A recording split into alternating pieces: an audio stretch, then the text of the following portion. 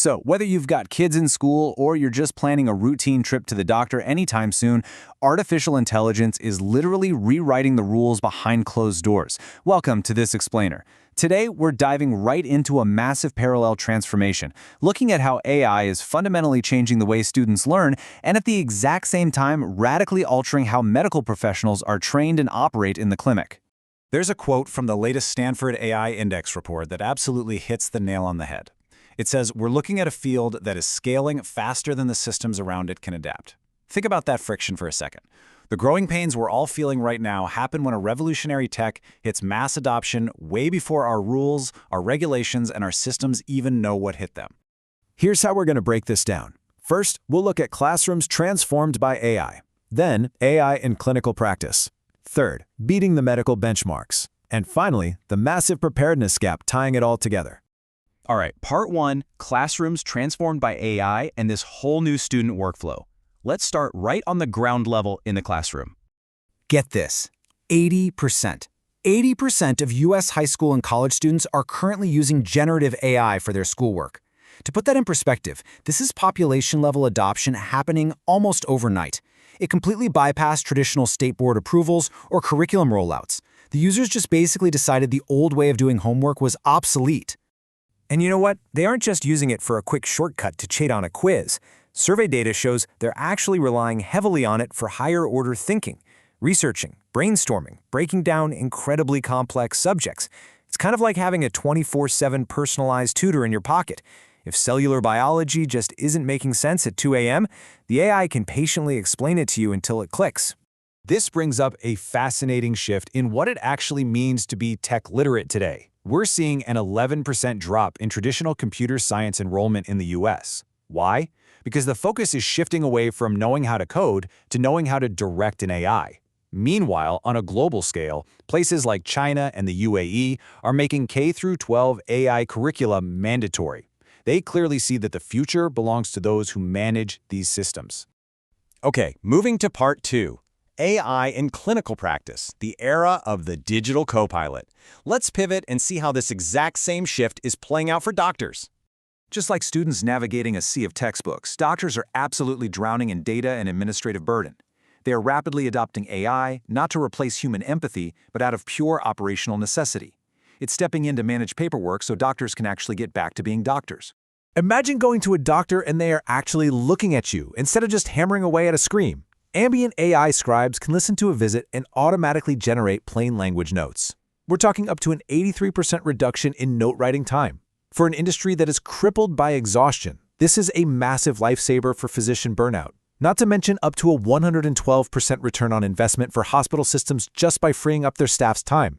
Now, obviously, you can't just use standard off-the-shelf AI for sensitive health data, right? HIPAA laws are incredibly strict. So major tech companies are stepping up with dedicated, highly secure infrastructure. OpenAI's ChatGPT for clinicians, tools like HealthBench Professional. These are locked-down environments specifically designed to help verified medical professionals coordinate care safely without leaking private records. Part 3. Beating the medical benchmarks and pushing the limits of diagnostic accuracy. Let's see how AI moves from just doing paperwork to actual, mind-bending diagnostics. Look at this data. When unaided human doctors looked at incredibly complex, rare case studies from the New England Journal of Medicine, they hovered around 20% accuracy. These are brutally tough, edge case puzzles. But you give those exact same cases to multi-agent AI systems, boom, 85.5% accuracy. It is massively outperforming experienced humans on the absolute hardest clinical puzzles. So how does that huge leap in performance happen?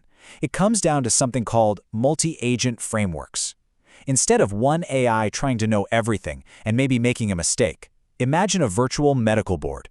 You've got a virtual diagnostician, a virtual pharmacist, a virtual radiologist, all collaborating, cross-checking each other, and reasoning through the data together to get that highly accurate conclusion. But, yeah, there's a huge catch. When you look at over 500 clinical AI studies, nearly half of them just used exam-style prompts. Only 5% used real, actual patient data. And while the FDA has authorized 258 new medical devices recently, they mostly used fast-track pathways that skip new randomized clinical trials. So we've got incredible lab results, but very limited gold standard proof of real-world efficacy. Which leads us perfectly into Part 4, the preparedness gap when technology outpaces governance. This is where our two tracks really collide. Let's bounce back to the classroom for a second to see this. Remember that 80% of students using AI? Well, only 6% of teachers say their school actually has clear policies on it. Just 6%. The technology is literally everywhere, humming in every kid's pocket, but the rulebook is nowhere to be found. And we are seeing the exact same dynamic in the clinic. Like we just touched on, only 5% of those clinical AI studies used real patient data to prove they work. Yet they are being rapidly deployed across global hospital systems. The tools are live, they're interacting with patient workflows, but the rigorous safety frameworks are just trailing so far behind. So in both worlds, in the classroom and the clinic, we have this wild bottom-up revolution. Students and doctors are figuring it out on the fly, innovating on the front lines to learn better and heal faster. But they're doing it completely without a net. They're operating inside legacy systems that just lack centralized, clear data guardrails for this era. Because we really lack unified federal frameworks right now, guess who has to deal with it? The heavy burden of regulating this massive tech shift is falling squarely onto local school teachers, district administrators, and hospital nursing staff. We are basically asking the people who are already stretched the thinnest to single-handedly police the most disruptive technology of our lifetime. So I'm going to leave you with this to consider. As AI absolutely transforms how we train the next generation and how we heal our most vulnerable patients, scaling at a totally breakneck speed, is it even possible for our governance and safety frameworks to catch up? Thanks for watching this explainer, and we'll see you next time.